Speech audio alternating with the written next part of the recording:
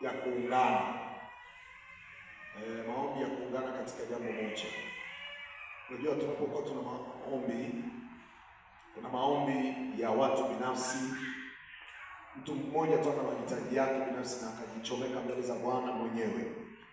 Lakini kuna umuhimu wa maombi ya pamoja juu ya jambo moja. Huwa kuna umuhimu wa kutumia muda mrefu katika hitaji moja. Ukimweleza Mungu, kama ni kwa habari tu ya afya, unaenda na hitaji lako, unatumia muda mwingi kusema na Mungu juu ya hilo hitaji. Ina umuhimu wake. Lakini kuna umuhimu wa kwenda mbele za Bwana kama timu kwa ajili ya kudai jambo moja. Muda mrefu unahitaji, yaani kutumia muda mwingi kukaa uweponi mwa Mungu kwa ajili ya kumweleza jambo moja. Ukiwa na maombi yako binafsi, hilo jambo ni muhimu bado, kwamba unapokuwa mbele za Bwana, unakuwepo mbele za Mungu ukiwa unasema kitu kile kile mbele za Bwana mpaka uone matokeo. Biblia inaposema dumuni katika kuomba, haina maana kwamba muishi kwenye maombi kama ni kufunga, muishi kwenye mfungo tu siku zote. Kudumu ni kuishi, ni kuwepo katika jambo kwa muda wa kutosha. Kwa hiyo tunaposema maombi ya pamoja katika jambo moja, ilikuwa nakupa picha kwamba kuna umuhimu katika kuomba. Kuna umuhimu wa mambo ya kuzingatiwa. Kwanza unaomba kwa kumaanisha, lakini pia unaomba huku kukiwa hakuna doa wala wa. Yaani unakuwa na maombi yako ya toba kabla ya kuanza kupeleka hoja na mahitaji. Ili kusudi unapokusimama mbele za Bwana kusiwe na jambo linalokunyima ujasiri wa kumweleza Mungu hitaji lako. Kwa sababu bila ujasiri huwezi kueleza kitu mbele za Bwana. Na ndio maana mtu mwenye dhambi huwa hana ujasiri wa kumweleza Mungu juu ya hitaji lake. Hana ujasiri wa kudai. Lakini ukiwa hakuna hatia, unakuwa na ujasiri wa kusimama mbele za Bwana na kudai juu ya hicho kitu. Lakini leo tunajifunza tu habari ya maombi ya pamoja katika jambo moja. Umuhimu wa kuungana pamoja katika kumhitaji Mungu juu ya jambo moja. Bwana asifiwe. Amen. Mtu anaweza akawa mbele za Bwana lakini hatumii muda wake mwingi kueleza hitaji. Ana mambo mengi kwa wakati mmoja. Wakati mwingine unaweza kujikuta kana kwamba unahisi kama Mungu hajasikia. Ila kumbe tu ni kwa sababu ya mazingira namna ya kuomba. Kuomba ndipo panahitaji somo, panahitaji mafunzo. Kwa nini? Kwa sababu hatujui kuomba ipasavyo, tunategemea Roho Mtakatifu atuongoze, ndio. Lakini bado pia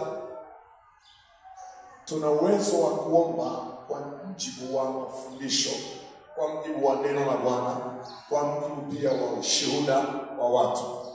Kwa hiyo uko umuhimu wa maombi ya pamoja, kueleza kitu kimoja, lakini pia kwa kutumia muda wa kutosha. Maombi ya kuungana katika jambo moja yana nguvu ya kuleta majibu. Maombi ya kuungana pamoja katika jambo moja kwa muda wa kutosha yana nguvu ya kuleta majibu. Na mtu anaweza akanahitaji majibu yatokee. Tunafahamu Biblia inatuambia kwamba tukiomba sawa sawa, twajua kuwa anatusikia na kusikia na ule ujasiri tunao kwake ya kuwa tukiomba sawa sawa twajua atusikia, na kama atusikia tunazo zile haja.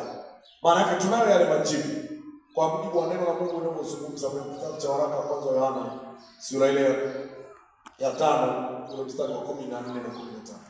Kwamba tunakuwa na ujasiri wa kwamba Mungu anatusikia. Na kama anatusikia tuna uhakika wa kuwa tuna majibu. Lakini wakati huo Biblia inatuambia hatujui kuomba ipasavyo. Tutajipaje ujasiri wa kuwa Mungu anatusikia? Maana tukishajihakikishia Mungu anatusikiliza na tuna uhakika kuwa yale tuliyomweleza anayafanyia kazi au anayafanyia kazi. Sasa tutajuaje kama tunaomba sawa sawa? Roho Mtakatifu anatuongoza katika mapenzi ya Bwana. Neno la Mungu linatuongoza namna ya kuomba. Kwa hiyo maombi ya pamoja yanaleta mojawapo ya siri ya kujibiwa, mojawapo ya kuleta majibu ni umoja katika maombi. Biblia inaposema kwamba vita vinatoka wapi, mapigano yanatoka wapi, Si katika tamaa zenu huku mwaomba wala hampati. Mwaomba ni wingi. Mwaomba wala hampati. Maana kila mtu kwa matakwa yake binafsi. Lakini kama kungekuwa na nia moja na kusudi ni moja, watu wanaungana. Sasa umoja katika maombi ni wa muhimu sana.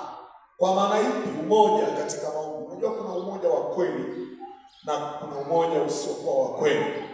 Umoja wa kweli ni ule umoja ambao ni umoja ambao unalenga kitu kimoja, kusudi moja, na ni kwa ajili ya utukufu wa Mungu. Heri ndugu wakae pamoja kwa umoja. Mungu ameamuru baraka katika umoja. Kitendo tu cha kuwa na umoja, umoja ule wa kweli, wote wanamaanisha nia yao ni moja, kusudi lao ni moja, lakini wote wana imani moja, wote wanamtafuta Bwana, wote malengo yao, hata Mungu akifanya utukufu apewe Bwana. Utamwona Mungu anafanya baraka kwa sababu ya ule umoja. Mungu anapenda sana umoja. Kwenye kitabu cha Zaburi ya 133 mstari wa kwanza, tazama ilivyo vema na kupendeza ndugu wakae pamoja kwa umoja. Naomba mtu mmoja tusome 33 mstari wa kwanza. Kama jinsi ilivyo vema na kupendeza ndugu wakae pamoja kwa umoja, ni kama mafuta mazuri kichwani yasukayo ndevuni, ndevu za Haruni, yasukayo mpaka upindo wa mavazi yake, kama umande wa Hermoni, ushukao mlimani pa Sayuni. Maana ndiko Bwana alikoamuru baraka na uzima hata milele. Mungu alikoamuru baraka ni mahali pa mlima Sayuni, umande wa Hermoni ushukao milimani pa Sayuni, maana ndiko Bwana alikoamuru baraka. Lakini msingi nitazama jinsi ilivyo vema na kupendeza ndugu wakae pamoja kwa umoja. Sasa wanapokaa pamoja kwa umoja, unaweza kukaa pamoja lakini sio kwa umoja. Kuna watu wanaweza wakawa wako mahali pamoja lakini kwa vitu vingine mbalimbali. Yaani mtu mko pamoja lakini kila mtu kwa mawazo yake. Kila mtu yuko pale, mko pamoja lakini kwa issues zingine tofauti tofauti. Watu wanakusanyika kanisani, they are together but for different purpose. Wanakuwa pamoja lakini wana kila mtu jambo lake. Wakiwa pamoja lakini kwa kila mtu na kitu chake. Inawezekana kila mtu anapopambana kivyake na asifanikiwe. Kumbe inawezekana wakiwa pamoja kwa umoja, ule umoja unaweza kuleta mafanikio, unaweza kuleta maendeleo, unaweza kuleta utimizwaji wa kusudi kwa wepesi, unaweza kuleta ufanikishwaji wa jambo kwa wepesi. Lakini Biblia inaposema ajitengae na wenzake atafuta matakwa yake, inawezekana kujitenga, safari yake inakuwa ni nzito. Kwa nini? Biblia inatuambia kwenye kitabu cha Mhubiri sura ya 4, ole wa mtu aliye peke yake, hana wa pili wake. Lakini afadhali au heri kwa wawili kuliko mmoja, maana wapata ujira njema kwa kazi yao. Aheri wakiwa wawili au zaidi. Kwa nini ionekane ni heri? Heri ni baraka.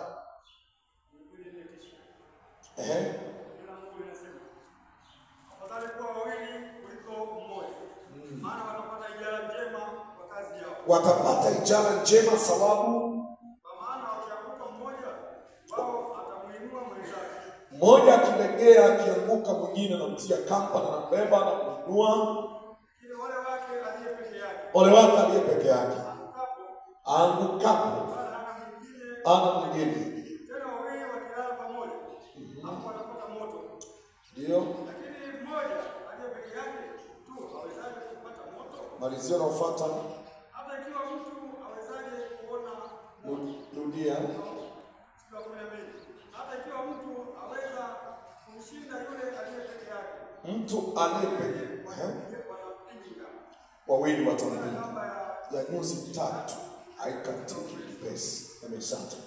Maneno haya yamezoeleka kusoma na watu wana vijana na watu wanaoana, kwamba eti afadhali kuwa wawili kuliko mmoja, wakaishia tu kwenye habari ya kuoana kuolewa. Lakini umoja uliokuwa unatafutwa hapa ni umoja katika mambo mengi, si tu kwenye eneo la wanaoana kuolewa, lakini anajaribu kukupa picha ya umoja. Kwa mfano, afadhali kuwa wawili kuliko mmoja, maana wapata ijara njema kwa kazi yao. Ijara ni ujira wa siku moja, posho ya siku moja, ni mshahara wa deni, ndio unaitwa ijara. Ujira mshahara ambao pengine ukawa ni wa mwezi, wa wiki, lakini kitu cha dei waka kwamba unapewa posho ya siku moja inaitwa ujira. Sasa mkiwa wawili, hata hiyo posho ya siku moja mkaunganisha, ule amepewa posho yake na unapewa posho yake, napata ijara njema. Kitu kinaonekana na kinafanya mafanikio.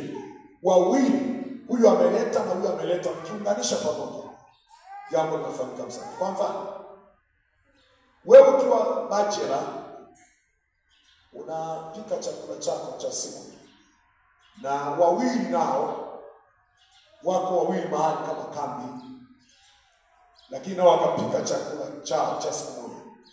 Inawezekana bajeti yako, kwa sababu huwezi ukaenda kununua dagaa 200, itakulazimu tu kununua dagaa 500 kama sivyo kweli. Itakulazimu tu bajeti kwa nyanya, mafuta. Uwezo ukasema nitayapunguza mimi mafuta kwa sababu niko peke yangu. Inawezekana ukanunua kibaba hicho cha 200 ambacho na wao wamenunua wakamimina kwenye mboga yao. Nyanya uliokata na wao wakakata hiyo, na wako wawili. Dagaa ulizoenda kuemea dukani zikawa ni hizo, na wao wameemea hiyo. Dagaa 1000, na wewe ukienda kipimo cha kwanza cha dagaa 1000. Na wao wamekata hiyo. Unaweza kaikata hiyo mboga bwana kujibana, wakaikata wakala mchana na jioni wakala. Bwana asifiwe sana. Amen. Haleluya. Amen.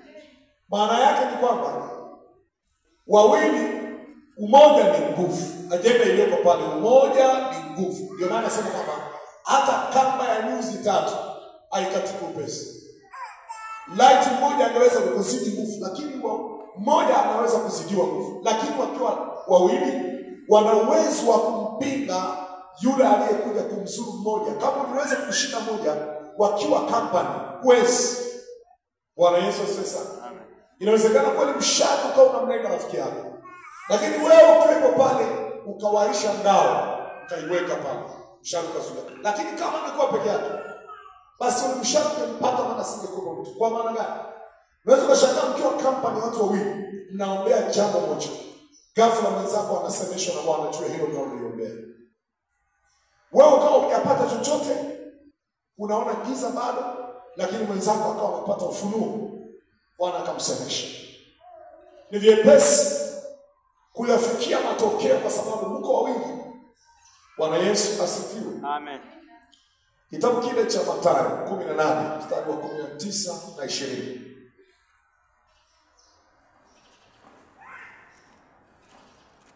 Wawili watatu wakipatana, wakiungana kwenye jambo moja, kuna nguvu kwenye umoja.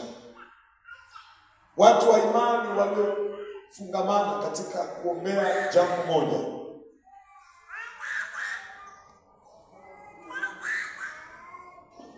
Kumi na 19:20.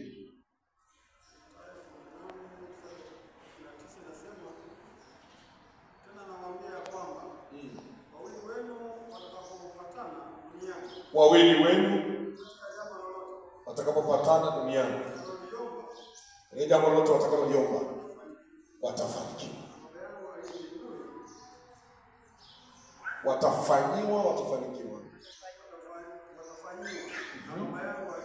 Watafanyiwa na Baba yangu aliye mbinguni.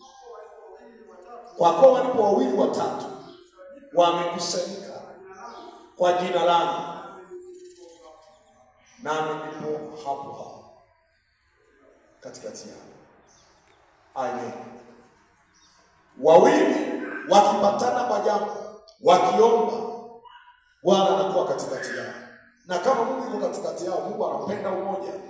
Mahali ambapo atakuta kuna umoja, anapenda kujihuzurisha sana, kuliko vile ambavyo anaweza akatembea kwenye kujitenga kila mtu. Maana yake nini? Ndiyo, kuna maombi ya mtu binafsi, lakini kuna maombi ya pamoja, yana nguvu sana. Pamoja na kwamba hata yale ya binafsi nayo yana nguvu zake, lakini haya nayo yana nafasi kubwa sana pia ya namna ya kupokea majibu. Ndio maana nasema wawili watatu wakipatana, Mungu atawafanyia hilo wanaloomba. Lakini kwa jina langu. Kwa jina langu maana yake ni kwa imani moja. Kwa mazingira yale ambayo kwa sababu msingi umesimama imara kwamba kila litajia jina la Bwana aache uovu. Kwa utakatifu. Unapotembea katika utakatifu bado ni katika jina la Bwana. Kwa sababu unaweza kusema tunaomba kwa jina la Yesu, alafu wewe si mtakatifu. Hata wale walisema kwa jina la Yesu anayehubiriwa na Paulo, wakawa wanatumia jina la Yesu lakini wakawa hawana sifa. Kwa hiyo lazima tujue umoja wa kweli ni upi. Tunaposhughulikia mambo ya kiroho, tunaangalia umoja wa kiroho katika hali ipi. Kuna umoja wa kiroho katika Kristo na kuna umoja wa kiroho katika, yaani kuna watu wanafanya umoja wa kiroho katika giza. Sasa ni umoja wa kiroho katika nuru. Na umoja wa kweli lazima upimwe kwa vitu fulani. Kwa hiyo tunaweza tukaungana, jamani, tuna maombi ya pamoja, tukusanye, tutakuwepo pale, watakuwepo watu wa Vatican, watakuwepo watu wa Walabu, watakuwepo watu kadha wa kadha. Lakini tuna maombi. Tunapokuwa tunaomba umoja wa kuombea jambo, ni kweli sawa, kuna lugha zinatumika kwa watu ambao wako nje na imani. Kwamba jamani, tuombee nchi yetu, kila mtu kwa lugha yake. Unayeombea wewe unaenda kwenye mti kuchuchumaa kwenye kaburi, fanya hivyo. Wewe unaenda siji kufanya ibada yako baharini, whatever, you are free. Sasa hapo sio rahisi kujua nani amefanya hiyo kazi, aliyejibu nani. Watu wakaomba kwa lugha zao, ni kweli lugha zinashika, lakini imani, umoja nao uzungumzia, jamani tuombeane, ni kweli. Tuombe pamoja kwa ajili ya jambo hili, ni kweli. Lakini kuna wakati namna ya maombi haya tunabishana sana. Kwa mfano, Vatican naye atakuwa na sala yake, na mimi na sala yangu. Inawezekana Mungu wakawa ndio kila mtu anaomba Mungu wake. Alafu mkazani mna umoja katika jina la Bwana. Kumbe wao wana bwana mwingine. Sasa hapo ndio kuna shida.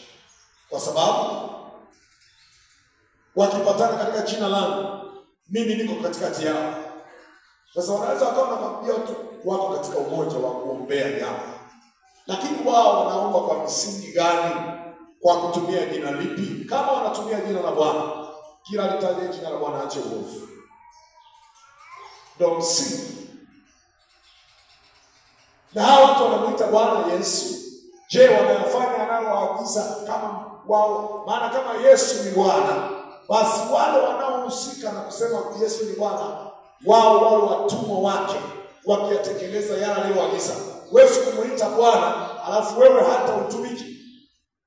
Wakati mimi nasema heri mtumwa yule atakayekutwa na bwana wake akifanya aliyoagizwa. Wewe unakunywa pombe alafu unamuita Yesu Bwana.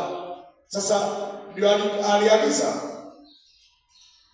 Kwa sababu lazima tunaposema Bwana Yesu asifiwe, Yesu asifiwe, maana yake Bwana asifiwe. Anaposifiwa Bwana, ukisikia kuna Bwana basi kuna watumwa wake. Wewe kama mtumwa wake unayafanya aliyokuagiza, unatembea katika maelekezo yake. Kama utamuita Bwana alafu hauyafanya aliyokuagiza, unaekti kujiungamanisha na kusema mimi huyo ni Bwana wangu, alafu kumbe wewe hata sio Bwana wangu. Una bwana mwingine ambaye unatumika kwake, ambaye unatekeleza anayokuagiza. Kwa sababu kipimo cha kupima kwa wewe huyo ni Bwana wako ni kutekeleza anayokuagiza. Kama uyaishi na kuyafanya aliyokuagiza Bwana, ina wasiwasi kama kweli Bwana ni Bwana wako. Kwa sababu kama unatumikia na kuwajibika kutekeleza ya maagizo ya Bwana mwingine, Halafu huku kwenyewe unasema huyu ni Bwana lakini hakuna vitendo. Hiyo sio Bwana. Tuone huo umoja wa kweli. Kwenye kitabu cha Efeso, umoja huu wa kweli.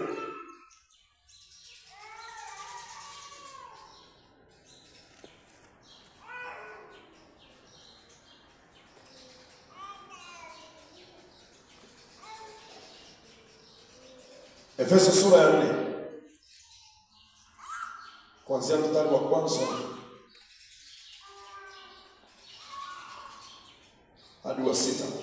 Kwa hiyo nawasihi mimi niliyefungwa katika Bwana mwenende kama inavyostahili wito wenu mlioitiwa, kwa unyenyekevu wote na upole, kwa uvumilivu mkichukuliana katika upendo, na kujitahidi kuhifadhi umoja wa roho katika kifungo cha amani.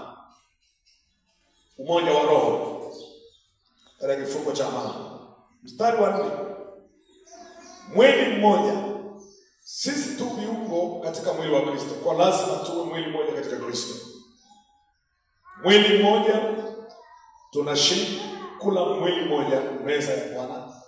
Tunaamini kwamba kwa kifo cha Kristo mwili wake ulitolewa, damu yake ilitolewa kwa ajili ya kutuokoa. Imani moja inakiri msalaba. Mwili mmoja lazima tukiri msalaba, kwamba kufa na kuteswa kwa Kristo ni msaada kwetu. Na tunaamini kwa njia ya kifo cha Kristo, kwa njia ya Kristo, hapana njia nyingine. Yesu ndiye Bwana, ndiye Mwokozi. Na Yesu alitolewa dhabihu ili sisi tuokolewe. Tunaamini msalaba. Tunaamini msamaha wa dhambi kupitia Kristo Yesu. Tunaamini kuokolewa katika Kristo. Huo ni mwili mmoja. Imani moja. Mwili mmoja kama na mlivyoitwa katika tumaini moja la wito wenu. Tumaini moja. Mwili mmoja, tumaini moja. Tumaini moja maana yake nini? Wote tunatarajia kuingia mbinguni. Taraja letu ni kusamehewa dhambi na kuingia katika ufalme wa Bwana. Na tumeahidiwa kuvikwa taji kwa watakaoshinda. Walioacha dhambi, heri wafu watakaokufa katika Bwana, watauona ufalme. Tumaini letu ni moja, na kwamba mbinguni tunakwenda, na ahadi ya Mungu kule mbinguni tutaishi pamoja naye. Tutafurahi pamoja naye. Na mlango ule wanaingia watakatifu, lango lile la mbinguni. Lakini pia tumaini letu ni kwamba ukiwa hapa duniani unatengeneza njia zako, na utaingia baada ya kufa, utaingia hukumuni. Hakuna matengenezo baada ya kufa. Tumaini tulionalo la kuingia kwenye ufalme wa mbinguni, matengenezo ya kuokoka unayafanya leo hapa duniani. Ukifa hakuna taraja tena kwa aliyekwisha kufa kwamba unaweza ukafanya mabadiliko. Tumaini letu tulionalo hapa duniani tunaliandaa. Tunaandaa safari ya kuelekea tukiwa duniani. Sikatai, watu wana imani zao, wanatumaini kwamba akifa mtu anaweza akaombewa sala ya toba, wanaweza watu wakaanza kumwombea rehema, atenganishwe na hukumu. Kuna vitu viko kule kwamba unaweza ukifa hivi kuna mahali unaenda kupakiwa, alafu zile sala zitaamua. Haya maombi yaliyoko duniani yataamua pelekwe jehanamu au pelekwe mbinguni, paradiso. Upelekwe kwenye mahali pema au usipelekwe. Itategemea maombi ya wanaoomba wakati wa mazishi. Hilo sio tumaini letu. Tumaini letu baada ya kufa ni Mungu. Mtu anatengeneza njia zake mbele yake. Kwa unaweza kusema tuko na umoja wa maombi, lakini angalia mwingine anamuombea mpaka aliyefariki ili aokoke. Aokoka tu akakwisha kufa. Ule ni umoja mwingine. Ukiona hivyo usilazimishe kwamba unajua njia ni ile ile. Njia ziko tofauti. Muwe na ujasiri wa kumjibu kila mtu atakaoulizia kwa habari ya tumaini letu. Utamwambia mtu tengeneza njia zako kali duniani, baada ya kufa utahukumiwa. Asikudanganye mtu okoka leo, halafu baada ya pale usafiri na kumlaki Bwana. Lakini usisubiri ukifa ndio kufanyike mageuzi. Hakuna. Tumaini lina mazingatio yake. Taraja tunatarajia kumwona Bwana. Tegemeo letu, imani yetu ni moja, lakini taraja niwe moja. Nikawa nasikiliza watu fulani, sina shida nao, lakini najaribu kuonyesha umoja wa kweli, kwamba baada ya kufa hapa duniani tunakokwenda panaitwa majina mengi, lakini mbinguni ndio jina linaloonekana maarufu. Sasa kule kuna tumaini na matarajio ya watu mbalimbali. Kwa mfano, marafiki zetu wao katika kutumainishwa wanatarajia kwamba baada ya kufa, kisha fariki hapa duniani, baada ya mwendo wako wa duniani, unapokwenda umeahidiwa kuozeshwa wanawake wazuri wenye macho makubwa kama ya mbuni, wengine wenye macho makubwa kama baramwezi. Sasa baada ya kufa unajiandaa kwenda kupokea wake zako sasa, wenye macho makubwa kama kikombe. Sasa mimi na wasiwasi na tumaini hilo, lakini sina shida nao, wanaweza kuendelea. Ila kwa habari ya kwako mwenye imani hii sasa, usitegemee baada ya kufa utaenda kuozesha wanawake wengine. Sije kafika kule ukasema, mbona hata wenzetu wanasema tukishafika huku wanawake wenye macho makubwa kama yale ya mbuni, mbona mimi siwaoni? Utakuwa umepotea njia. Kule hawapo, tunakoelekea sisi sasa. Matumaini yanatofautiana. Haleluya. Amen. Tunatofautiana kabisa. Ndio maana kabisa sina shida nao, wao wanaendelea na imani. Kwa imani zinaanza kutofautiana. Hawezi kulazimisha tu kwamba jamani si imani moja tu, Mungu ni yule yule. Mimi naangalia tumaini la wenzetu na la kwetu mbona yanapishana kidogo. Imani zinatofautiana. Na ndio maana wewe ukichinja mwenzako hali ni imani moja. Wewe ukitaka kuchinja unaweza kuchinja umeangalia magharibi au umeangalia kusini, lakini mwenzako anachinja kuna mahali anachinja anaangalia. Basi inawezekana ni imani mbili tofauti, wala haitanishiki. Utakuwa na nidhamu tu ya uoga kwa jamani imani moja, taifa letu linaruhusu, ndio linaruhusu kwa kila mtu imani zake. Wanajaribu kukupa tu picha kwamba hata matarajio, hata ukisema tuna umoja, ujue matarajio ni tofauti. Ujue imani ziko tofauti. Na usimlazimishe mtu kwenda kwenye imani yake. Mwache na imani yake. Usimlazimishe mtu kwamba mbinguni bwana hakuna kwenda kuolewa, hakuna kuoa, kule hakuna wenzako kuna wanawake. Nilikuwa namsikiliza kiongozi mmoja anasema ukifunga siku moja ya Ramadhani, mke mmoja,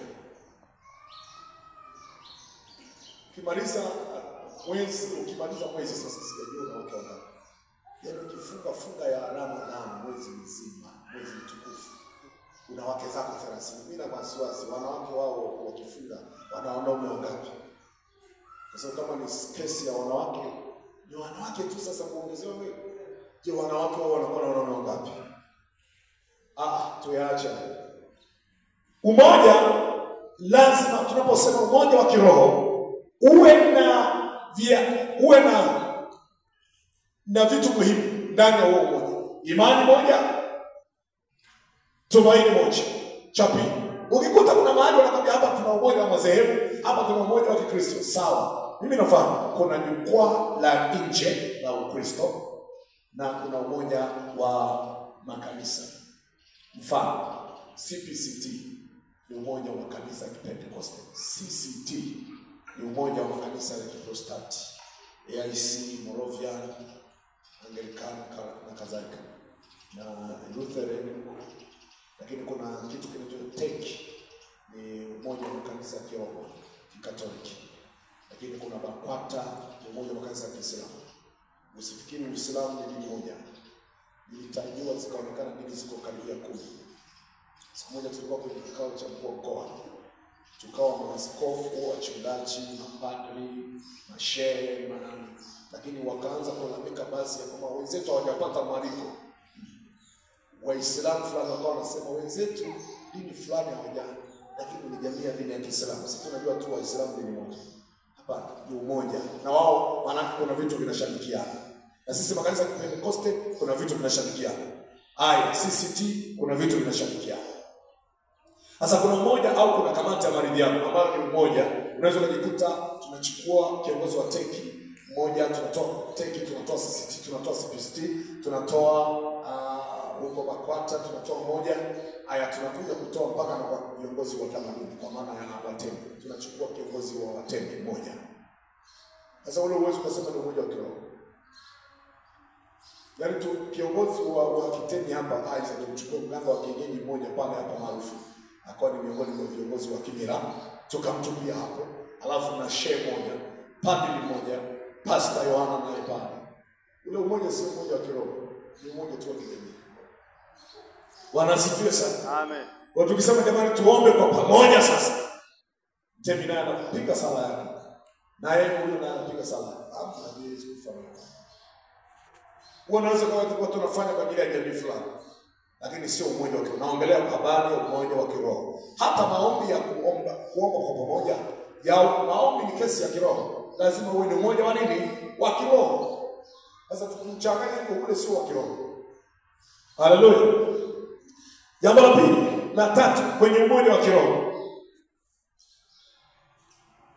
Bwana mmoja. Mstari wa 5. Bwana mmoja, jambo la tatu. Bwana mmoja. Kama Yesu ni Bwana na wao wanaitika Yesu ni Bwana, na kweli Bwana wao na wao wanatekeleza kama watumwa wake yale yote anawaagiza. Huo ni umoja wa kweli wa kiroho. Ikitokea bwana mwingine, alafu mimi na bwana huyu na wewe bwana mwingine, mmoja tunaanza kutofautiana. Kwa sababu kama wewe bwana wako ni yule, alafu mimi sio bwana wangu, maana yake akiniagiza kitu sifanye. Alafu mimi huyu bwana wangu, wewe ukawa na bwana mwingine. Sasa ikiwa atakuagiza huyu kwamba wewe ni mtumwa na wewe miongoni unaniita bwana, basi wewe ni mtumwa wangu, akakuagiza ufanye. Alafu na yeye hatafanya kwa sababu bwana wangu amemwagiza. Bwana Yesu sasa. Ikitokea leo bwana wangu ameagiza tule Pasaka. Alafu bwana mwingine mtume Muhammad naye ameagiza twende tukamponde shetani, siku ya kumponda shetani. Beba jiwe la kutosha. Mimi sitaenda kumponda shetani, nitaenda kwenye Pasaka. Maana kule bwana naye anaagiza twende tukamponde siku ya kumponda shetani. Nitakwenda, si utaenda. Lakini siku ya Pasaka naye atakuja. Hawezi kuja. Mabwana wawili tofauti. Kila mtu aende na bwana wake. Bwana Yesu asifiwe. Amen. Haleluya. Amen. Unaweza kadhani tuna bwana mmoja. Unapoitika juu ya bwana wako, je, hao wanaosema nao ni huyo ni bwana wao, nao wanaitika kwake kama bwana wao kama watumwa wake? Kama hawaitiki hivyo, basi wanamuita bwana bwana, lakini mioyo yao iko mbali. Kama mioyo yao ilikuwa kweli, huyu wanamaanisha kumuita bwana kwa maneno, na mioyo yao inaitika hivyo, wangeyatekeleza na waagiza bwana. Bwana Yesu asifiwe. Amen. Kwa hiyo bwana mmoja ni alama ya umoja wa kiroho. Kingine, imani moja. Mwili mmoja, tumaini moja, Bwana mmoja, imani moja. Kama unataka kujua kwamba huu ni umoja wa kiroho, kakua haya maeneo yote. Angalia kama mwili mmoja, kama wanaungana pamoja, kama viungo vya mwili mmoja wa Kristo. Lakini kama tumaini lao ni moja, kama imani yao ni moja, kama Bwana yule wanamuita Bwana wote, yule ni Bwana wao. Kupima kwamba huyu mtu huyu ni bwana wake ni kuangalia utekelezaji wake juu ya yale ambayo bwana wake anaagiza. Heri mtu mmoja atakayekutwa akifanya anayoagizwa na bwana wake. Je, anayafanya huyu mtu anaposema Yesu ni Bwana? Anayatekeleza? Bwana mmoja, imani moja. Imani moja, ubatizo mmoja. Ubatizo mmoja. Ubatizo nao unatambulisha kwamba sisi ni umoja. Ubatizo. Hata kama ananena kwa lugha kama wewe, hata kama anahubiri kama wewe, hata kama anaomba kama wewe, lakini ubatizo unafanana. Ubatizo ni alama ya vitu vinavyotambulisha masuala ya kiroho kwamba hawa watu wako mlengo fulani. Wewe unabatiza kwa maji kidogo, mimi nabatiza kwa maji mengi. Ni umoja vipi sasa? Tuna vitu viwili tofauti hivyo. Lazima tuwe na ubatizo mmoja. Leo kuna watu wanabatiza watu, wanaweka mbao ya msalaba hivi, alafu wanapigilia msumari alama za msalaba. Alafu mtu anapita na kanyaga pale ni ubatizo. Sasa wewe ukasema wewe ndio ubatizo kama kwamba huu ni umoja. Tuna ubatizo huu. Hawa ni ubatizo tofauti. Wengine wanabatiza maji kidogo, wengine wanabatiza maji mengi. Ni vitu vya kupima kuona kama ni umoja wa kiroho na mlengo wao ni moja, mtazamo wao ni moja, dira yao ni moja, tumaini lao ni moja, Bwana wao ni moja. Bwana wao aliagiza wabatizwe. Sasa wanapobatizwa kwa ubatizo huo, maana yake tunaitika Bwana wao amewaagiza. Wanaoitika basi wanajua Bwana wao amewaagiza. Wale wanaoenda tofauti, maana yake wanakinzana huyu Bwana. Na Bwana yoyote hawezi kuhusika kama atakuweko mtumwa ambaye hatekeleza anavyoagiza Bwana. Akitoa amri yeye hafai. Huyu sio mfasi wake. Lazima umkatae. Bwana Yesu asifiwe. Amen. Kwa hiyo ubatizo nao pia unamulika kwamba huyu anaitika maagizo ya huyu Bwana. Kwani kubatiza ni maagizo ya wanadamu? Ni Mungu aliagiza. Aaminiye na kubatizwa ataokoka. Yesu anawaambia hivyo Marko 16:16. Aaminiye na kubatizwa ataokoka. Sasa huyu hataki kubatizwa. Lakini ubatizo gani tunajifunza? Yesu mwenyewe alitimiza haki yote kwa njia ya kubatizwa maji mengi na Yohana kule Jordan. Sasa huyu alikataa maji mengi, anajifunza kwa nani? Kwa Bwana gani? Bwana wako amepita wapi? Na anataka wote mfuate nyayo za Bwana wenu. Alafu unakataa kufuata kama Bwana anavyoagiza. Wewe ni wanani? Kama huyo ni Bwana wako basi ungetii na kufuata. Anasema niache Yohana, mimi natimiza haki yote. Sasa wewe unapoacha kubatizwa kwa mfumo ule aliobatizwa, unatimiza haki kama alivyoagiza? Maana uko nje, huo umoja anakuwa na wasiwasi nao. Kingine, Mungu mmoja. Mungu mmoja. Mungu mmoja. Kuna vitu vinavyotambulisha umoja wa kiroho. Ndio maana mstari ule wa 3, na mkijitahidi kuhifadhi umoja wa roho katika kifungo cha amani. Umoja wa kiroho. Umoja wa roho, roho ya herufi kubwa. Umoja wa kimungu. Umoja wa Yesu. Mwili mmoja, roho mmoja, Bwana mmoja, imani moja, batizo moja, Mungu mmoja, naye ni Baba wa wote, aliye juu ya yote na katika yote na ndani ya yote. Lazima tukubaliane kwa habari ya umoja wa kiroho. Yule ninayemwita Mungu mimi ni Mungu yule ninayemwita wewe, kwa sababu ajenda isiyo tu majina yanafanana. Unaweza kuwa unasema Bwana, lakini Bwana yupi? Ameagiza. Tutagundua ni Bwana yupi kwa yale ambayo aliagiza na wewe unayaishi. Mungu mmoja. Eti na mchawi naye anaomba Mungu yule yule, hata jambazi anaomba Mungu yule yule, wote wanaomba Mungu tu. Miungu wako wengi. Isikuchanganye majina kufanana. Mabwana ni wengi tu, lakini yuko Mungu wa miungu yote. Hiyo ni picha ya kuona umoja wa kweli. Basi tuangalie matokeo ya umoja katika maombi. Matokeo ya umoja katika maombi.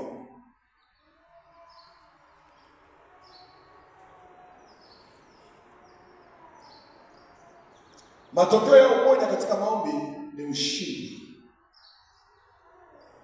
Watu wakiomba kwa umoja, ushindi lazima utokee. Kuna ushindi utatokea pale ambapo mnaomba kwa pamoja. Hata kama ni maombi ya vita, kuna vita, kuna upinzani umeinuka, kuna ushindani. Nguvu inashindana na nyinyi kuwazuia kufanikisha mipango iliyoko mbele yenu. Na nyinyi mkaamua kusimama kupinga upinzani ulioinuka. Kwa hiyo kwa maombi ya pamoja kuna ufahamu unatokea. Nyakati sura ya 32, wakati wa pili 32 kuanzia mstari wa 20. Mstari wa 20 na kuendelea.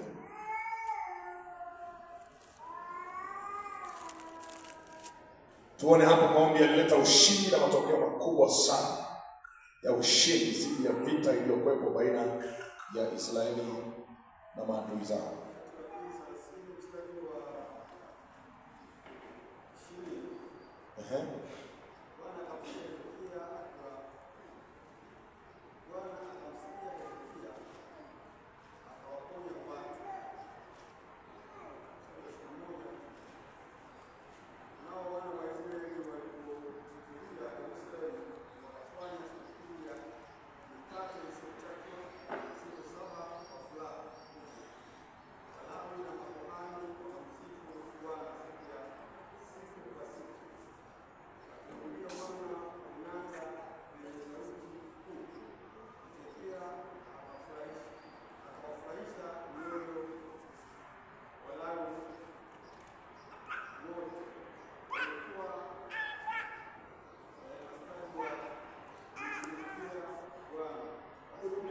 Rudi tu kwenye mstari mmoja wa 20 kwanza.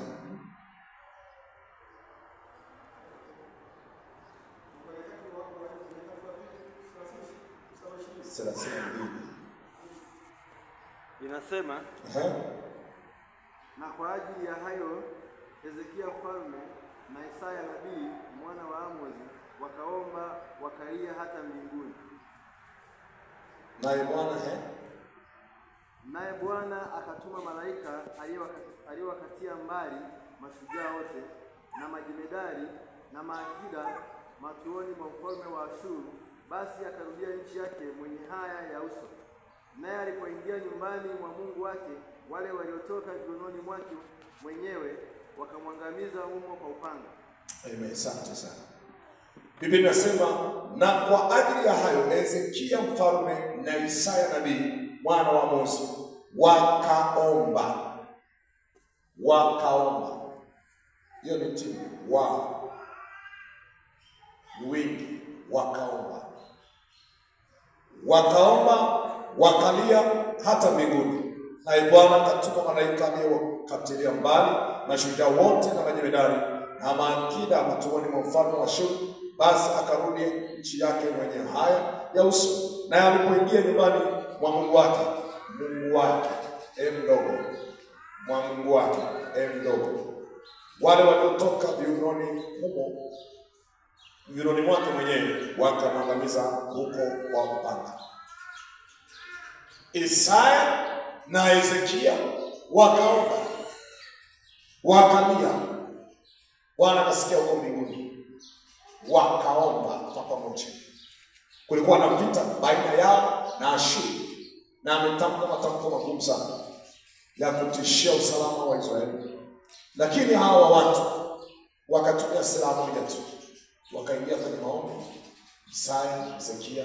Kwa hiyo ukisikia Isaya na Hezekia, Isaya ni nabii, Hezekia sasa akiwa kama kiongozi wa taifa.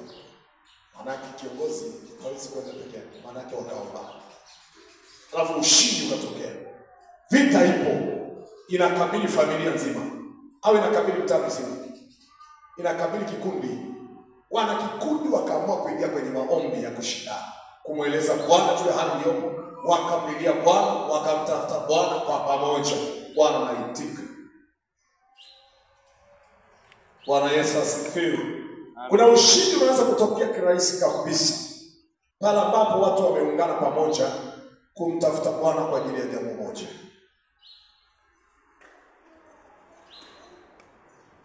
Lakini pia faida nyingine,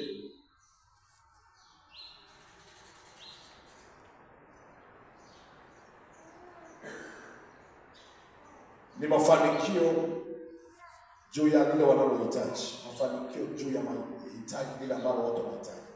Lolote lile ambalo wanahitaji, lazima mafanikio yatokee kwa ushirika wa pamoja. Bwana atawafanyia lile wanalohitaji. Tuliposema wawili watatu wakusanyika, Bwana atawafanyia.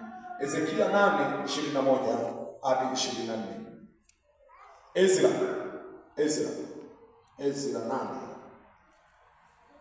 8 mstari wa 21 24. kazi inayofanywa na timu haiwezi kulingana na kazi inayofanywa na mtu mmoja. Unapofanya kazi as a team ni tofauti kabisa na vile anafanya mtu mmoja. Ezra sura ya 8:21. Ezra sura ya 8 mstari wa 21 inasema, ndipo nikaamurisha kufunga hapo penye mto wa Hava, ili tupate kunyenyekeza sio kwamba nipate kunyenyekeza, na kutafuta kwake njia iliyonyoka, kwa ajili yetu sisi wenyewe na kwa ajili ya watoto wetu na kwa mali yetu yote. Kwa ajili yetu sisi wenyewe, kwa ajili ya watoto wetu na kwa ajili ya mali yetu. Maana naliona haya kumwomba mfalme kikosi cha askari na wapanda farasi ili kutusaidia juu ya adui mjiani, kwa maana tulikuwa tumesema na mfalme tukinena, mkono wa Mungu juu ya watu wote wamtafutao kuwatendea mema, bali uweza wake na ghadhabu yake ni kinyume cha wote wamwachao. Basi tukafunga tukamsimu wetu kwa ajili ya hayo, naye akatutakabali. Tukafunga tukamsimu wetu kwa ajili ya hayo, naye akatukubali. Akatupokea, akatufanyia kile tulichotaka. Kuna mambo yanaweza kufanikiwa sana tofauti na vile ambavyo ungekuwa peke yako ukiyasababisha kufanyika au ukidai yafanyike.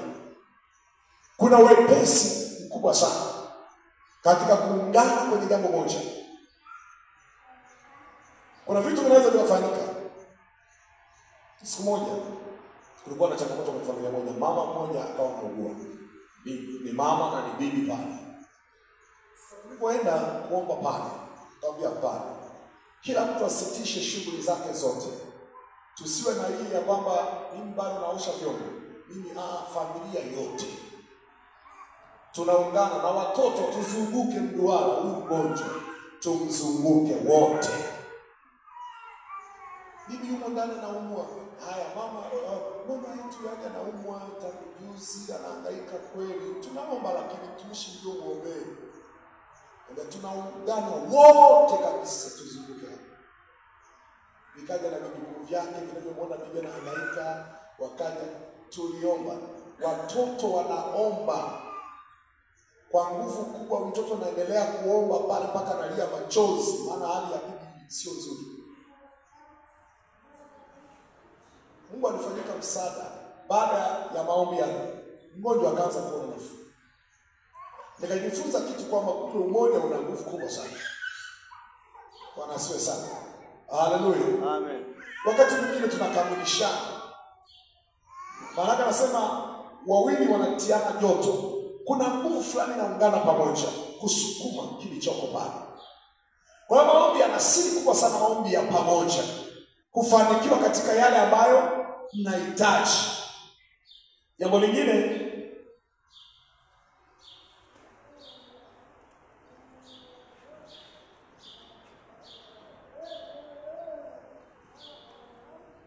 ni majibu kutokea kwa wepesi. Majibu kutokea kwa wepesi. Matendo ya Mitume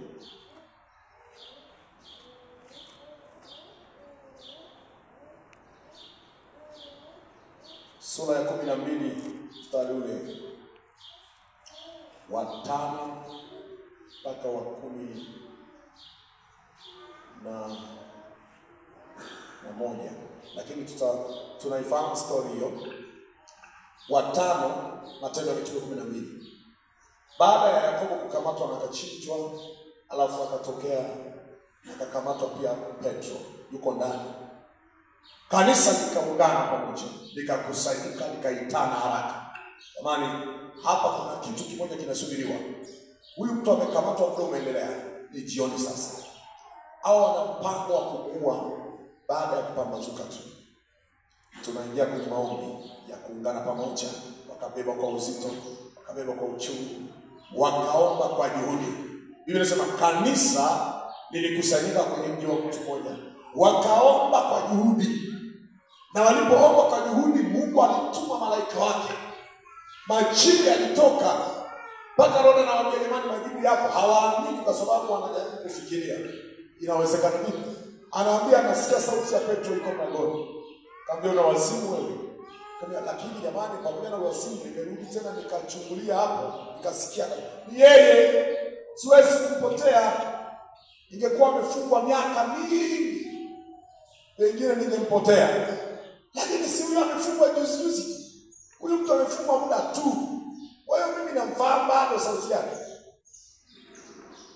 Namna malaika wake tu. Ukweli ni kwamba ilikuwa imewashtua mpaka wao. Kwa sababu walipoomba maombi ya pamoja, wakaungana, wakamtafuta Mungu, na matokeo yake Petro hata hakukawia. Kuna vitu vingine mkiungana pamoja mnayawaisha hata Mungu anakuja kwa wepesi. Kwa nini? Inawezekana katikati ya wengi hao mnaposhughulika na jambo, Mungu anaweza akasema katikati yenu, akasema na mmoja, na ule usemi ukawa unarahisisha safari yenu ya kufikia majibu. Tofauti na ungekuwa peke yako. Yamkini ukawa unaomba kwa kawaida au unaomba katika mazingira ya kutawaliwa na hilo tatizo pia. Ukajikuta tu unaomba, watu wanaona kama unabubujika, kumbe wakati mwingine unawaza tu juu ya lile tatizo. Lakini kuna watu ambao watakuwa wamebeba kwa usiriasi. Kwa nini? Kuna watu wakiwa kwenye shida, wakati mwingine hata kujieleza wanashindwa. Akiwa kwenye tatizo limemtaabisha, wakati mwingine anashindwa hata namna ya kueleza maelezo yaliyonyoka. Anababaika hivi. Kwa hiyo inawezekana kabisa kampani ya pamoja italeta nguvu kubwa ya kusukuma jambo kuzaliwa.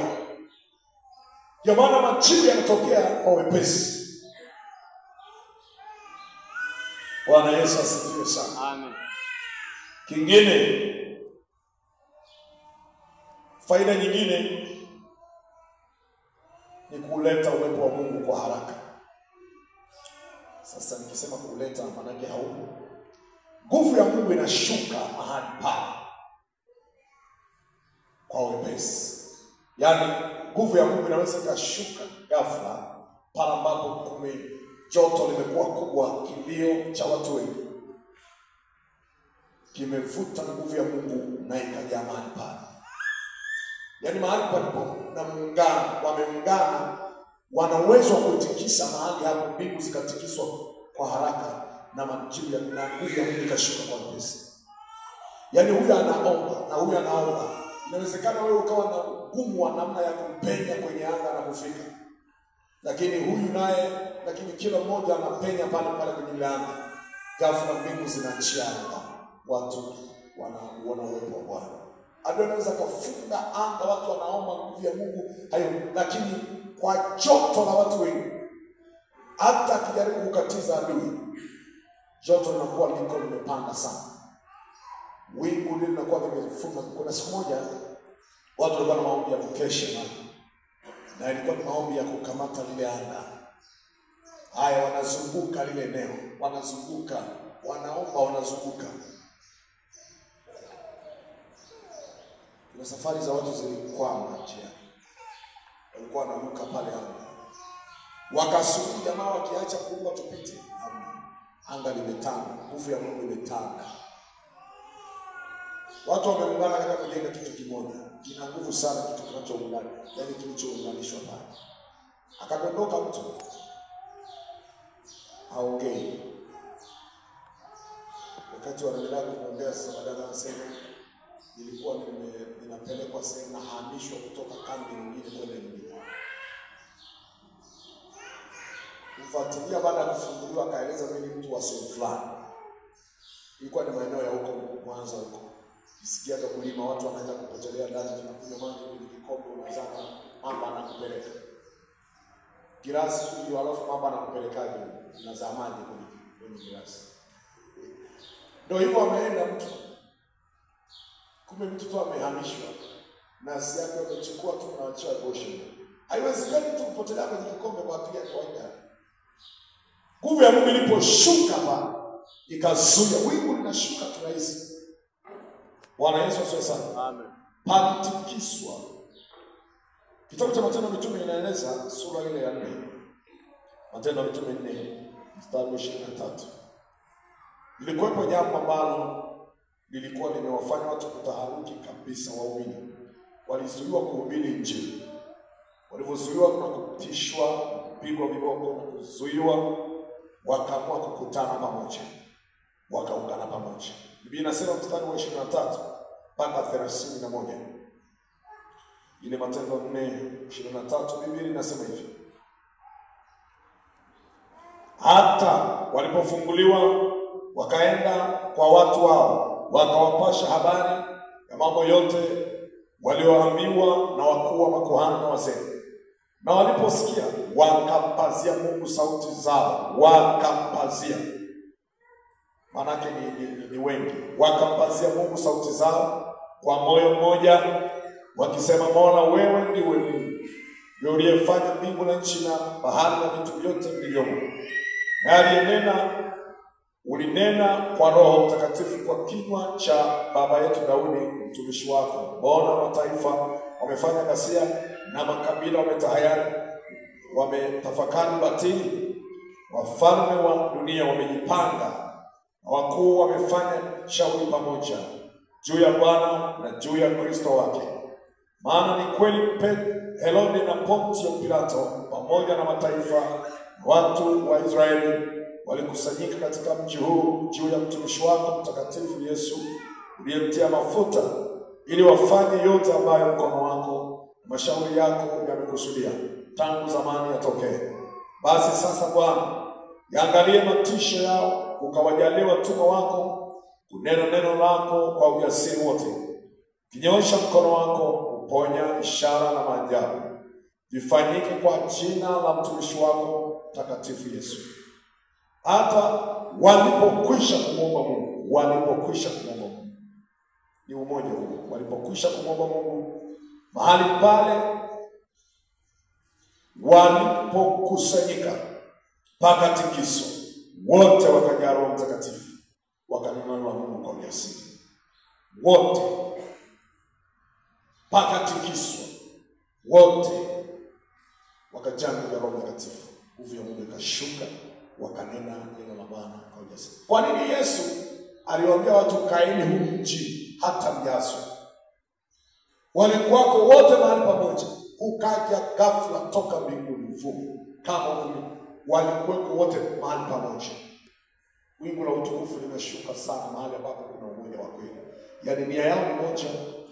Walikuwa wanamwambia watu hao kusanyika kinyume cha Kristo Yesu, tunakuomba. Wakampazia Mungu sauti zao. Wale mnaoambiwa kwamba nyinyi warokole mnapayuka mnaomba, mnaongea kwa sauti. Mstari wa 23 na 24, wakampazia Mungu sauti zao. Utaipunguzaje pale? Wakampazia sauti zao. Unapomwita mtu uko mbali, unapaza sauti yako. Wewe Yesu mwana naomba nirehemu. Alikuwa anapaza sauti ile mtu. Wanamnyamazisha, paza sauti. Wakasema wewe unapiga kelele juu, usipige kelele. Hakufungwa. Kwa hiyo kuomba kwa sauti sio wakati mwingine kwa tafsiri ile ya kwamba unapayuka. Payuka ni kuongea maneno sio kwa ya msingi. Tafsiri ya kupayuka ina mlevi. Mlevi anaweza kusema yeye tajiri dunia nzima, saa hiyo ni msomi, saa hiyo yeye alishazunguka Ulaya, alishafika. Yaani ni maneno tu anayaongea, anaokoka na uko ndio kupayuka. Lakini kuongea kwa sauti haina maana ya kupayuka. Kwa nini sinatoa hotuba, ninahutubia, sinahubiri, sinaongea kwa sauti? Je, ninapayuka sasa? Bwana Yesu asifiwe. Amen. Kwa hiyo maombi yaliuleta uwepo wa Mungu pakatikiso, nguvu ya Bwana Yesu. Kwa hiyo Biblia inaeleza sehemu moja kwamba watu waliimba, waimbaji wakapanga, wakaanza kuimba. Walipokuwa wakiimba kama sauti moja, ila walikuwa ni wengi.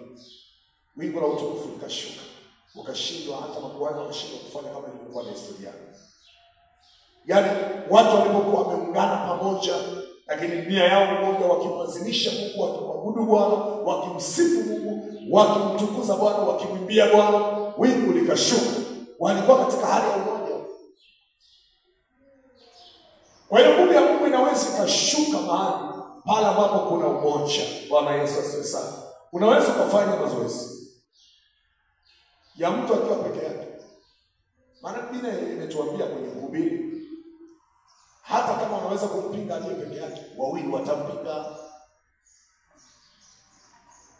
Ole wake aliye peke yake, lakini heri kwa wawili kuliko mmoja. Kuna kampani ipo pale, nguvu inaungana, inavuta uwezo wa Bwana mahali pale. Utaona nguvu ya Mungu inashuka kirahisi pale ambapo watu wameungana pamoja wanaomba. Na hivyo Bwana anapiga vita watu wasiungane katika kuombea jambo moja. Wao wanafutana na chapati, Bwana sio hivyo, ninaomba hivi. Haya basi, tukufu wa Mungu unapokuja kwa ajili ya kutekeleza, unapaswa ushuke kuja kutekeleza na kuhudumia kile wanachoungana pamoja. Nguvu kubwa inashuka, inaelekea kwenye lile jambo ambalo nyinyi mmelipeleka kwa nguvu kubwa. Mmeungana wote kwenye hilo, alafu na Bwana anashuka kwenye hilo, anachilia nguvu ya kuja kulifanya hili jambo lifanyike.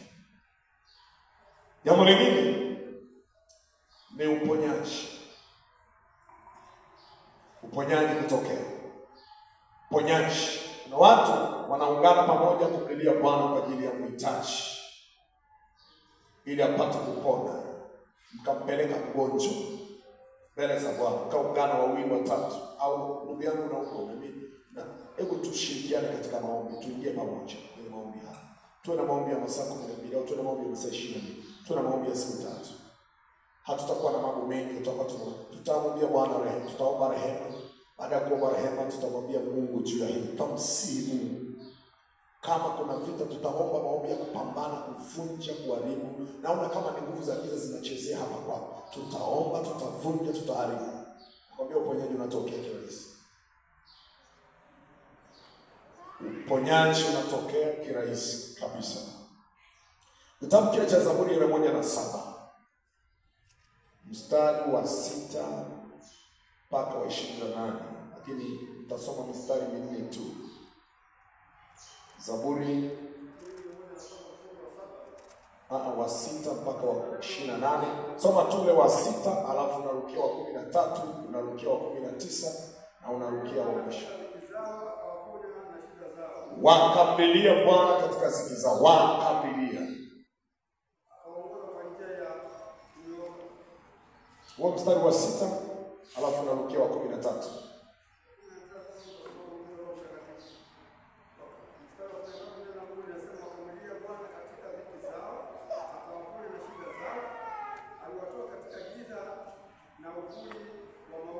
Mstari wa 20 au wa 19.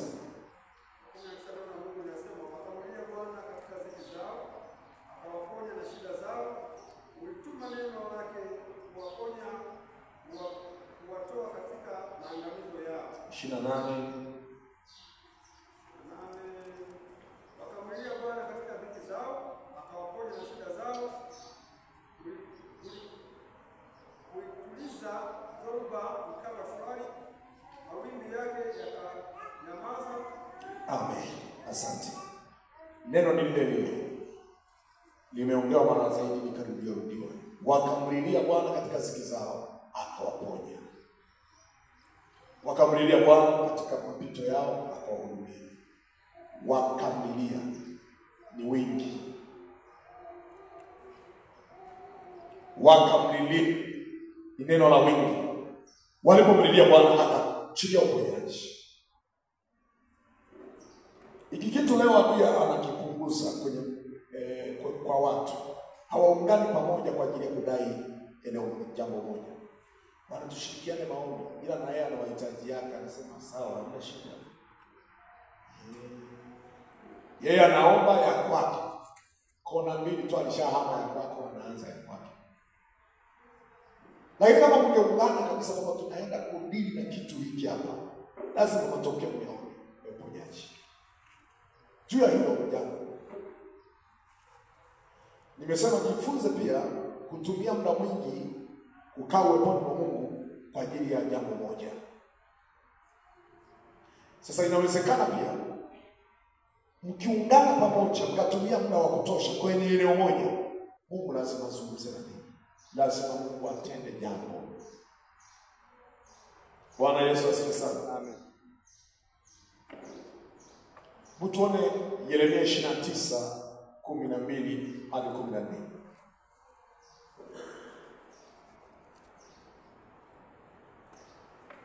Yeremia 29:12 hadi 10 inasema, nanyi mtaniita, mtakwenda na kuniomba, Mtaniita, mtakwenda na kuniomba, nitawasikiliza, nami nitawasikiliza. nitawasikiliza. Nanyi mtanitafuta na kuniona, mtakaponitafuta kwa moyo wenu wote, nami nitaonekana kwenu, asema Bwana. Amen. Nami nitawarudisha watu wenu waliofungwa, nami nitawakusanya ninyi, nikiwatoa katika mataifa yote na katika mahali pote niliko wafukuza, asema Bwana. Nami nitawaleta tena hata mahali ambapo kutoka hapo, na iwafanya mchukuliwe mateka. Bwana atafanya urejesho kwa maombi ya pamoja. Anaweza kurejesha vilivyoibiwa. Anaweza kufanya urejesho. Anarudisha hali ambayo ilikuwa imeondoka. Anarudisha vitu vizuri vilivyoibiwa, vilivyotapanywa, vilivyotekwa na adui, au wakati mwingine vilikuwepo lakini vikaondoka. Kwa maombi ya pamoja mtarejesha viwango vilivyoibiwa, mtarejesha samani iliyopotea, mtarejesha viwango vilivyopotea. Kwa pamoja, maombi ya pamoja. Unaweza kukuta hali ya upendo, ya umoja, ya ushirikiano iliyokuwepo kwenye kikundi imeondoka, lakini kikundi kikaamua kufanya maombi ya pamoja, kulia na kumwambia Mungu, tunahitaji umoja huu urejee. Wanatarejesha ule umoja, wanatarejesha ule upendo ulioondoka. Hii hali mbona sio ile iliyokuwepo mwanzo? Naona kama kuna mabadiliko. Hii idara yetu sinaenda kufa hivi. Wakiingia kwenye maombi ya kuomba, wanatarejesha ile hali iliyopotea. Bwana anaweza, maombi ya pamoja anaweza kufanya urejesho. Bwana Yesu asifiwe. Amen. Haleluya. Amen. Kuna vitu vingi vimepotea kutokana na migogoro. Unajua, unapopita kwenye mgogoro au unapopita kwenye changamoto, au kwa mfano kama ni idara au ni kikundi ama ni chama fulani kinapitia mpito mgumu, kuna vitu huwa vinadondoka. Wewe ukipita kwenye changamoto ama kwenye majaribu, kuna wakati mwingine majaribu kuna baadhi ya vitu vya msingi vinadondoka, vya samani. Na ndio maana mtu anaweza kupitia wakati wa shida fulani, alafu baada ya shida akijikagua, kuna baadhi ya vitu viliondoka. Maombi ya pamoja yanaweza kuleta urejesho wa vitu vilivyopotea, vilivyoondoka. Wakiungana pamoja wakamlilia Bwana, wakamsifu Mungu, anarejesha vitu vilivyoondoka. Mipito huwa inadondosha vitu vingi vya zamani. Kuna vitu fulani vya zamani utakuta tu vinaondoka kwa sababu ya mpito fulani uliopita. Kwa mtu wakiungana pamoja wakaanza kumwomba Bwana, Bwana ni urejesho, anarejesha. Kama ni neno fulani ambazo zilikuwepo za kiuchumi, kama ni kiafya, kama ni amani kwenye ndoa, vitu vya kwenye ndoa, vitu vya kwenye uchumi, vitu vya kwenye huduma vinarudishwa kwa watu wakiungana pamoja wakafanya maombi haya. Bwana Yesu asifiwe. Amen. Kwa hiyo maombi ya pamoja yana maana kubwa sana na yanaleta matokeo. Biblia inatuambia maeneo mbalimbali, walioitwa kwa jina langu wakijinyenyekeza, nitaponya nchi yao. Ikiwa watu walioitwa kwa jina langu watajinyenyekeza na kuziacha njia zao wakatubu uovu wao, Bwana anafanyika msaada. Nyakati wa kwanza 7:14. Kwa watu walioitwa kwa jina langu watajinyenyekeza, Bwana anaweza kuachilia uponyaji. Lakini toba ya pamoja inaweza ikaleta, ikafuta msamaha, inaweza ikaleta matokeo ya kusamehewa. Toba ya pamoja. Nyakati wa kwanza na ni Samueli wa kwanza 12 hadi 10. Unapofanya toba ya pamoja, kunaweza kutokea msamaha. Utashangaa Bwana ameachilia rehema zake, ameachilia msamaha. Hata kama alikusudia kuangamiza taifa, lakini watu wakakumbuka kukimbilia magotini, wakamlilia Bwana kwa ajili ya toba. Mungu anaweza kusamehe nchi, anaweza kusamehe kikundi kile, akasamehe familia ile, akasamehe nchi, wakaungana pamoja. Wacha kusema kwamba mwagaji wa damu uliofanyika wamemwaga wakina fulani. Wote tuende tukaombe toba kwa ajili ya mwagaji wa damu. Kuna mtu amefanya dhambi katikati yetu, wote tuungane pamoja kuomba toba. Alafu tukiomba toba, Mungu ataachilia rehema. Maana madhara inawezekana yakawa sio tu ya Akani. Ameiba kitu, lakini Israeli wamekwenda, Joshua ameenda na kundi, wamepigwa na Ai. Wote wakae gotini kwa Bwana kumtaka Bwana atoe picha ya jambo hili. Kwa hiyo toba ya pamoja, maombi ya pamoja, hata kama ni maombi ya toba, yanaweza kuleta msamaha kwa haraka, yanaweza kufuta rehema za Bwana. Yesu asifiwe. Amen. Kwa nini Yona amehubiri injili kali, halafu maombi yamehamasishwa ya kufunga mpaka na watoto? Kwani watoto wamefanya dhambi gani? Dhambi za Misri watoto zinawahusu? Hawakula mbuzi, je, kondoo hazipelekwa malishoni? Yaani kuna maombi mengine unaweza kusema kwamba anayehamasisha maombi amechanganyikiwa, au ina maana na watoto na wao wadogo hakuna kupika, nao wanafunga. Bwana asifiwe sana. Amen. Walifunga kule Nineve, wakafunga. Esther na wale watu anaingia maombi ya siku 3, anasema tuungane pamoja na nyinyi mfunge huko.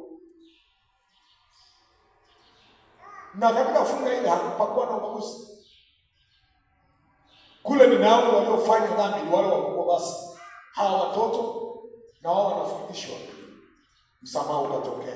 Kilio cha watoto na watu wazima na wababu na vikongwe, hakuna mtu ambaye atasalimika kwenye hayo maombi, kwenye hiyo agenda. Wote watakuwepo. Waliungana pamoja wakaomba toba. Nguvu ya Mungu ikashuka, ikawarehemu, nchi ikarehemiwa, nchi ikatakaswa. Bwana Yesu asifiwe. Amen. Hebu soma hiyo Samueli 12:10.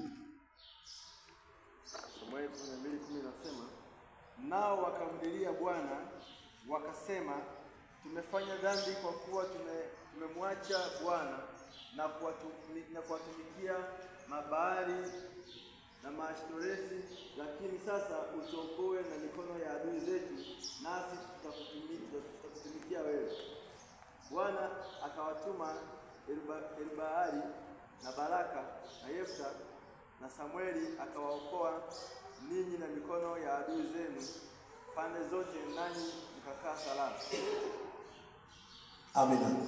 Wakamlilia Bwana wakimwambia tumekosa.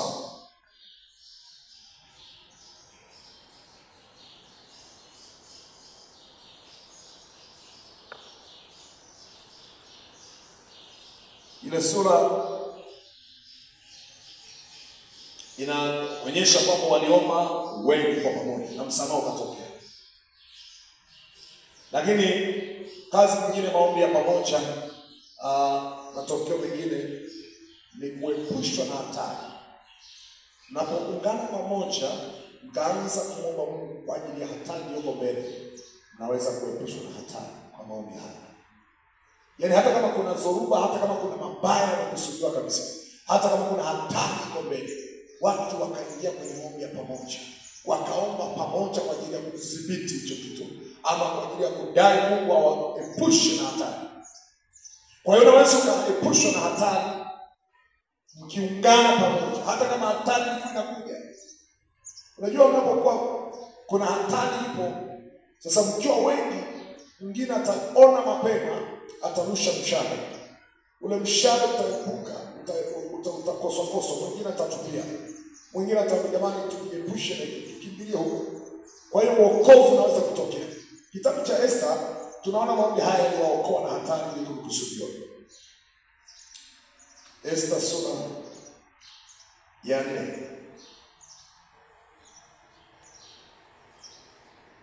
mstari wa 16. Wende ukawakusanya Wayahudi wote waliopo hapo Shushani, mkafunge kwa ajili yangu, msile wala kunywa muda wa siku 3, usiku wala mchana, nami na wajakazi wangu tutafunga. vile vile. Kisha nitaingia kwa mfalme kinyume cha sheria, nami nikiangamia na niangamie. Basi Mordekai akaenda zake akafanya yote kama vile Esta alivyoagiza. Tunafahamu habari ya Esta na Wayahudi walivyookolewa na walivyoepushwa na hatari, lakini kwa siri moja kubwa ya kuungana pamoja kufanya maombi. Haina haja kwanza kufutana. Kuna hatari imetangazwa, imekusudiwa tuungane wote pamoja, tumrudie Bwana. Bwana tafanya, tusijitenge, tuungane pamoja. Umoja wa kiroho, tuhakiki kwanza huo umoja wa kiroho ni kiroho cha kweli. Tuungane kwa pamoja, tudai Bwana atuepushe na hatari iliyoko mbele. Kukiwa na hatari alafu watu wakaungana pamoja kumtafuta Mungu, kumlilia Bwana, ile hatari inaweza ikawa imezuiwa ama imepushwa. Hata kama ikifika haina nguvu. Maombi ya pamoja yana nguvu sana. Bwana Yesu asifiwe. Haleluya. Maombi ya pamoja yana nguvu sana ya kuleta matokeo makubwa. Watu walipokuwa kwenye mazingira ya hatarishi walimlilia Bwana, Bwana akawapigania. Hata ukisoma kitabu cha Nyakati wa pili sura ya 14 mstari wa 10 hadi 15, watu wakamlilia Bwana naye Mungu akawaokoa na hatari iliyokuwepo. Ndio maana unaona watu waliojitenga jinsi ambavyo wakati mwingine anaweza kujikuta amejifunga. Unapaswa uone kuwa jambo hili la muhimu sana. Inaweza kukuepusha na hatari, inaweza kukufanikisha kwa wepesi. Unaweza kujikuta unaona wepesi katika jambo unalofuzia. Mungu ni mwaminifu sana. Kwanza na utazamo ule umoja. Kabla hata hawajaanza kueleza, anapendezwa tu na ule umoja wao. Wameungana pamoja, wakaamua kujinyima wote kwa pamoja. Ule umoja tu kwanza umemfanya Bwana aanze kuangalia hapa wana jambo gani. Wakija kwanza kuomba, tayari ule umoja umeshakuwa utambulisho wa kitu anachokipenda Bwana. Tayari anakusha kwa ajili yao. Walipo wawili watatu, sipende sana atakaye ajitengane wenzake hata kama takwa yake. Mungu anaweza kuachilia majibu kupitia wewe, ila yakawa majibu kwa mwingine. Maombi yako ni muhimu sana. Mkiwa pamoja, hata kama wewe sio hata kama unahitaji, mwenzako ndio anahitaji, amekushirikisha, mkaungana. Sasa inawezekana kwa kampani ile yeye akatendewa muujiza. Lakini inawezekana kwa sababu mmeungana pamoja kwa nguvu, maombi ameomba yeye na wewe yakaungana, alafu baadaye matokeo yakaja, wewe ukajibiwa. Bwana Yesu asifiwe. Amen. Haleluya. Amen. Watu wakijizoeza hivyo, ni sehemu ya elekezo la Mungu kuungana pamoja. Hata inaposema imewapasa kumwomba Mungu wala wasikate tamaa, imewapasa wamwombe Mungu wala wasikate tamaa. Maombi ya umoja yana nguvu sana. Tukiungana kwa jambo moja, wote kabisa, jamani, hatuna ajenda nyingine, tunaomba mvua. Wote tukaungana, tunaomba mvua, itakuwa. Tunaungana, tunakataa hali, tunaungana pamoja tukaomba, itakuwa. Bwana Yesu asifiwe. Amen. Siku moja hapa walikuwa wanakufa watu kila Alhamisi. Tulifanya maombi ya siku 3. Tuliungana hapo tukafanya maombi ya siku 3. Baada ya yale maombi, mimi nikatoka zangu kwenda kuhubiri. Na ikawa nimekoma. Ni sisi tunatazama tunawezaje tukaungana kwenye jambo la hatari ili kulizuia. Wewe ndio utakayenyamazisha. Wewe ni kwenye familia yako. Wewe unaona ninakuuliza, lakini wengine wanaona ni kawaida. Hebu itisha maombi ya pamoja. Hata kama mko mbalimbali, kwa ile agano la kiukoo linawatesa wana familia wote. Unawapigia simu, jamani, huko muombe, huko tuombe. Tupange leo tutakuwa na maombi, jamani, tuwe waaminifu. Hata kama hatuko pamoja, lakini tuingie tuwe pamoja rohoni. Tumtafute Mungu, tumwambie Mungu hii yatosha. Mkaingia kwenye maombi, mkafunga kama inawezekana kufunga, jamani, tuwe na kipindi saa fulani. Vipi ndugu yangu? Sasa tuweke utaratibu, kila mtu aheshimu mpangilio tuliojiwekea, saa fulani tuwe kwa magoti, tuombe kwa ajili ya jambo hili. Na mkaanza kuomba, nakwambia majibu yatatoka kirahisi. Mtaona Mungu anafanya vitu vikubwa sana. na mtamshukuru Mungu muda sio mrefu kwa ajili ya matokeo ambayo mtakao mfanya. Lakini kujitenga kuna changamoto zake. Changamoto inaonekana kabisa kwamba ipo katikati ya familia. Lakini una familia, kila mtu ana tatizo zake. Kila mtu bwana niko busy. Mimi niko busy. Yaani hiyo ni tekniki ya adui ya kuwadhoofisha, kuwamaliza nguvu. Usifikiri shetani huwa anafanya kazi peke yake. Kuna namna shetani anafanya kazi kwa company. Na inafika mahali akijaribu peke yake, akaongeza nguvu akaona imeshindikana. Anaenda advance. Anaita wachawi wakata. Kionekana wakata wameshindwa, anaenda mpaka wilayani. Wilayani mkoa. Watapiga simu mpaka taifa. Kwenye ufalme wao. Alafu wewe sasa umejitenga pale, wenzako una timu nzima, makombora yote ya mtaa yanaelekezwa kwako. Alafu umejitenga. Bwana sasa, umoja una nguvu sana. Mnashirikishana juu ya jambo hilo, mkabeba, na Mungu lazima aonekane kwenye umoja huo. Bwana Yesu asifiwe sana. Iliwahi kutokea siku moja, mzee wa kanisa akawa na changamoto kwake. Sisi tukiwa bado waumini kanisani kwetu, akawa na changamoto kwamba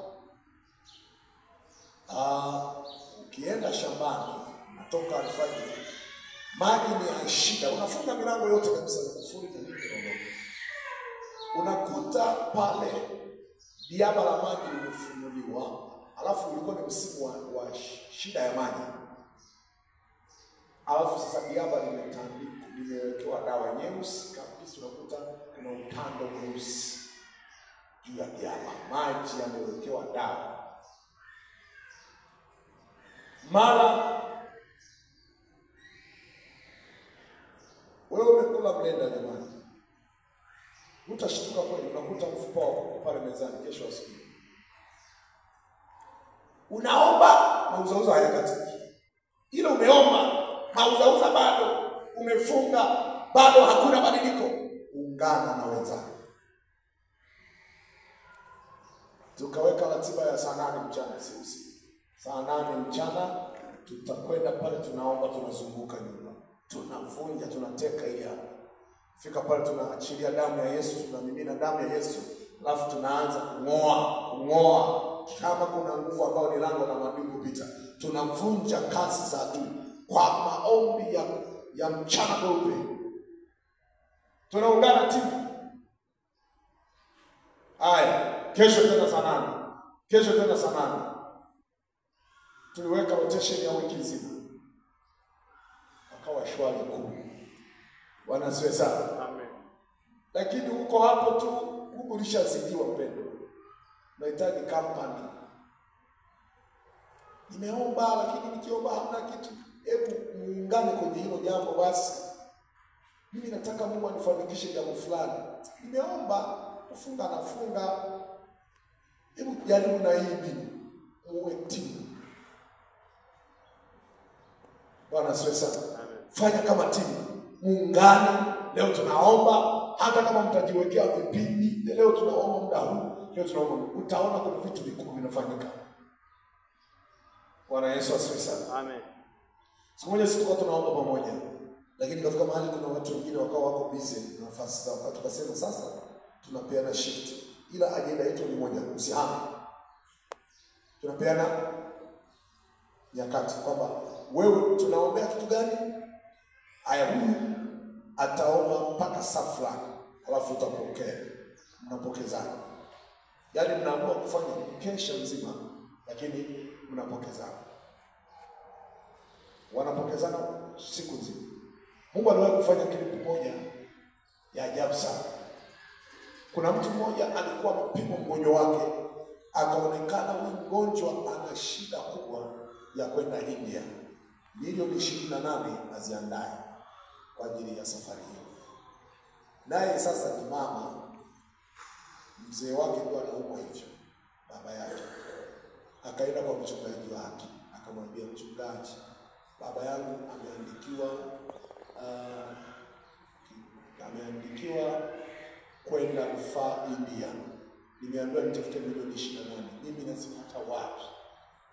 Akampelekea mchungaji wake wa kike. Yule mchungaji alikaa kumsikiliza. Sasa yule mchungaji alikuwa anakaa nyumbani kwake, alikuwa anakaa na kaka mmoja, na alikuwa anakaa pia na binti moja. Sasa hawajui kwamba mchungaji anaongea nini na huyo mshirika. Wamemaliza kuzungumza, ilikuwa kama vile saa 3. Huyo akaenda, niende sasa nikamuone huko sasa tena. Nilikuja kukupa taarifa tu. Nimeambiwa nifanye haraka, vinginevyo mgonjwa wako atapata shida sana. Inaonekana sisi kuna changamoto ya figo sisi. Sawa. Yule mchungaji akaingia kwenye maombi. Akaanza kuomba. Sasa kulikuwa na tabia ya kushirikishana maombi, wanaanza kuomba wote pale. Sasa hiyo siku ikawa tofauti kidogo. Walianza kuomba, huyu akaomba mpaka kafika saa 6. Sasa yule kaka akasema, hivi kuna siri gani bwana mchungaji anaomba sio kawaida? Yaani nimelala nimetoa usingizi mpaka nifika saa 6 bwana naomba. Hapana, ngoja niende. Anafika pale prayer room. Anafika pale ananaswa na nguvu ya Mungu, anaanza kuomba. Halafu anapotelea roho, anaanza kuomba, anaanza kunena kwa lugha. Akaenda, huyu sasa naye akawa amepata amani, akarudi kwenda kupumzika. Alipoenda kupumzika, huyu naye akawasha moto, akatembea, hata hajashirikishwa vitabu ni nini. Ila Roho Mtakatifu akamuunganisha tu. Kaenda mpaka saa 9, akashtuka huyu naye mwenzake. Hivi leo kwanza nimesikia mchungaji ile mapema pala alianza kuomba. Naye naomba tena. Au kuna jambo mnificha, kuna jambo naelewa. Saa 9 huyu akaenda kuomba. Anafika pale na connect. Huyu naye akapata amuende, akarudi akaenda kulala. Huyu naye akatembea sasa mpaka asubuhi saa 10. Amina, asubuhi ile haya wameamka wote sasa asubuhi. Nini kilikuwa kwa jamani? Hata sijaelewa. Ndio mchungaji anawaeleza kulikuwa na 1, 2, 3. Basi Mungu atakuwa amefanya. Yaani full time ilikuwa na maombi yanaendelea. Tangu wameelezwa full time, tangu anaelezwa saa 3 maombi yalianza mpaka saa 12. Ajenda ni moja tu. Wengine hata hawaijui, lakini ni moja, Roho Mtakatifu anafahamu. Baada ya muda fulani yule dada akaja anasema, "Ni ajabu sana. Nilienda asubuhi wakapitia vipimo ya mgonjwa wangu. Wakasema huyu mzee kwa nini yuko hapa? Umekosea vipimo. Huyu mzee India. Hana tatizo, huyu mzee mrudisheni nyumbani." Zima. Milioni 28 nisipata wapi ndani. Kabla tuaende kwa Mungu anayewapa milioni, ashughulike yeye mwenyewe. Maombi yana nguvu sana ya pamoja. Hata kama nimekupa mfumo kama huu, nimekwambia kama hiyo ilivyoleta matokeo. Bwana Yesu asifiwe. Amen. Haleluya. Amen. Tujifunze kuungana pamoja kama ni familia, tuombe pamoja. Kama ni wanandoa, unafika mahali leo tuna maombi ya familia. Leo tuna maombi ya ndoa. Wanaanza kubeba mahitaji yaliyoko pale. Wanatembea mpaka siku zimeisha. Wewe kuna mama yangu alikuwa anapenda hiyo kitu. Chakula hakipo kabisa ndani. Niambia watoto twende tukajifungie. Sasa hivi imefika saa 8, lamani ya chakula cha jioni haieleweki. Tuingie chumbani, tuingie sebuleni tukaombe. Wanaungana pale familia, watoto wote. Tunataka tupate tule nini? Ugali au wali? Tunaomba wali. Haya, kila mtu nisikia anaomba wali.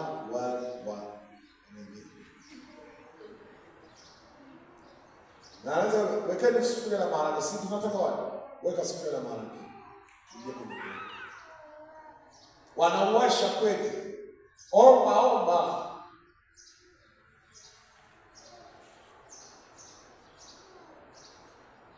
Yaani mpaka kaimani kama anayeyuka mtu anaendelea hamna wali. Baadaye mtu anatokeza tu na hati yake, au mtu anakuja na kilo za mchele. Nimechelewa kweli kidogo, nikasema sitawahi kweli hao, tukakuta na ameshasonga na ugali. Haya. Tutaacha kuyatumia haya maombi kama amekuletea matokeo, wali kweli umetokea. Bwana asifiwe sana. Amen. Hali inakuwa ngumu kabisa kiasi kwamba hapa hamna, hatukopi, Mungu alete mwenyewe. Kwa imani, lazima maombi yanayoomba lazima yaombe kwa imani. Na mkiungana, hata kama ni mtoto katikati ya familia anaonekana na kwenda tofauti, wanaungana wote kwa ajili ya kuelekeza maombi kwa ajili ya yeye huyo mmoja. Nilikuwa na mtoto anakojoa kila siku. Sasa huyu mtoto anakaa anawakojolea kila siku.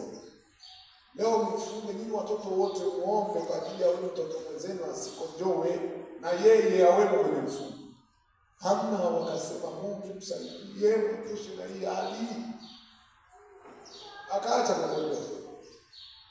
Kila viboko vilishapita anakojoa tu. Piga viboko kojoa. Piga kojoa. Utampiga mpaka sana.